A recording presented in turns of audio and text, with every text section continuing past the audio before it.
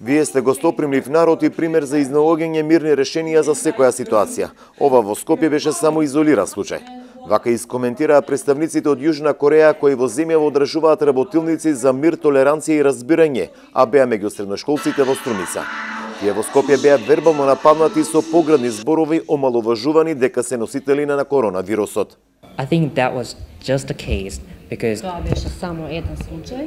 We HWPL already have a lot of contact with Macedonia. Организација има доста контакти со Македонија, со нашата земја.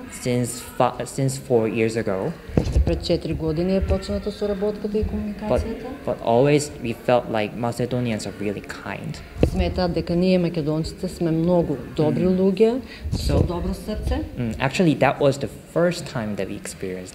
Тоа всушност било и прв еден ваков изолиран случај да го имаат доживеано тоа во Македонија. Едичи од мировната организација на Јужна Кореја повтор пат е во земјава откако изминативе 4 години постојано имаат работилници за мир меѓу средношколците.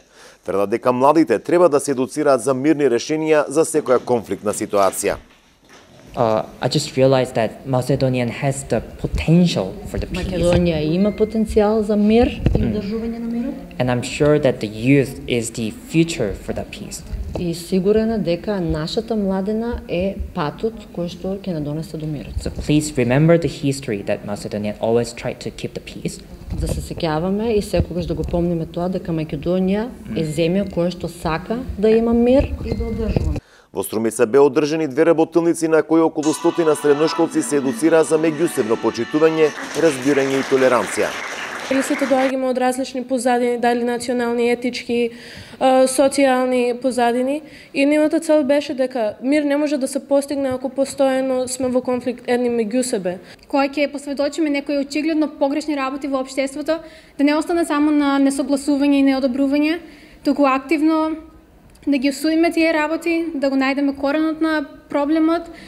Представниците од мировната организација од Јужна Кореја досега одржаа 6 работилници во училишта во Тетово, Боговиње, Свети Николе и Берово, а до крајот на февруари планирани се уште 15 низ повеќе училишта во земјава, каде ќе ја пренесуваат пораката за мир.